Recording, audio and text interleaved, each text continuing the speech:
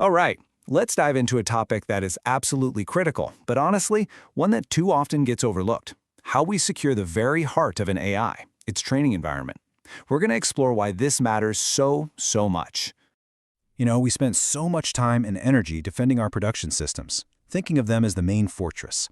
But for an attacker, the real prize, the real treasure, is often somewhere else entirely.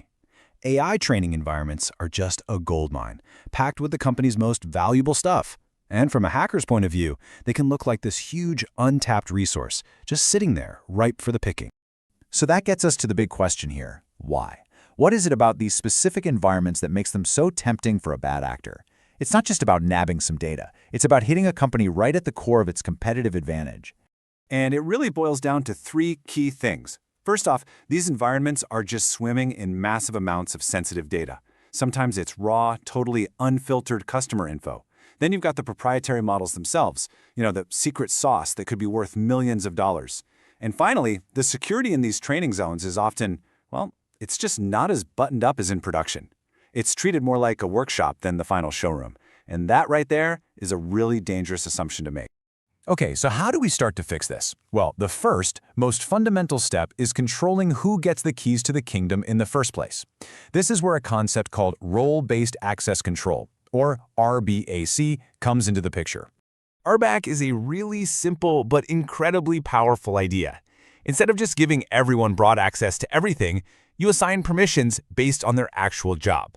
You only get the keys to the rooms you absolutely need to be in to do your work. No more, no less. And check this out. This table really breaks down what this looks like in a mature AI setup. Notice how clear the separation is. A data scientist can read the curated data, but they can't deploy a model. The DevOps team can manage all the infrastructure, but they can't peek at the sensitive data. This kind of siloing is what prevents a single compromised account from giving an attacker a free pass to the entire system. And this quote right here, wow, it just perfectly illustrates why that separation is so crucial. It's chilling, right? Because it highlights the most common way things go wrong. The bad guys didn't need some complex, super sophisticated hack. They just walked in the front door using legitimate credentials that were way too powerful. So that brings us to our second pillar of defense. If an attacker does manage to get their hands on a password, we need another layer of protection. It's time to move way beyond just a password and enforce something much stronger. And that stronger layer is Multi-Factor Authentication, or MFA. All it means is you have to prove your identity in more than one way. Usually something you know, like your password, plus something you have, like a code from an app on your phone. Honestly, this is a non-negotiable defense in any serious security setup today. But, and this is a huge but, even MFA isn't a silver bullet if you don't implement it the right way. The 2022 Uber breach is a perfect and frankly a terrifying case study of how attackers can get around weak MFA setups. Let's just walk through exactly how this happened. So first, the attacker bought some stolen credentials online. Easy enough. Then they just started spamming the employee with login approval requests over and over again.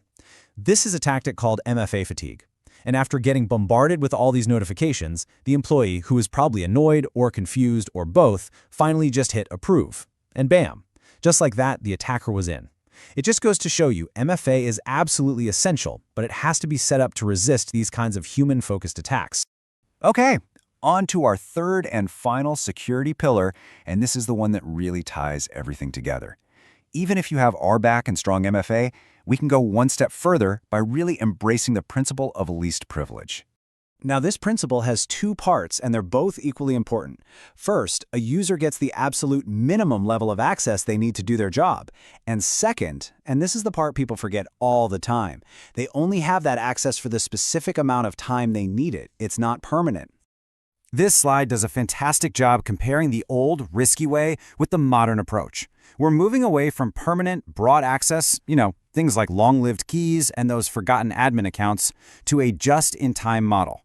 Access is granted temporarily for a very specific task, and then, poof, it's automatically taken away. Let's make this super concrete. Think about it. Does a data scientist, whose job is to explore curated data, really need the ability to override a model that's live in production? Or see raw, unanonymized personal data? Or have admin control over the entire cloud environment? Of course not. Applying least privilege dramatically reduces the potential damage, what we call the blast radius, if an account ever does get compromised. So, when you put these three pillars together, your RBAC, strong MFA, and the principle of least privilege, you start to shift your whole perspective. Security stops being just about managing risk, and it starts being about building trust. And this is the new reality. The old way of thinking was that security slows things down, that it's just this cost center you deal with later. The new reality?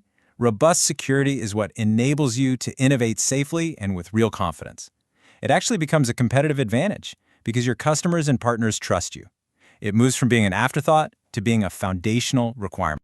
And that really brings us to the core takeaway here. At the end of the day, AI without security is incredibly powerful, no question. But it's also incredibly dangerous. It's like having a supercar with no brakes.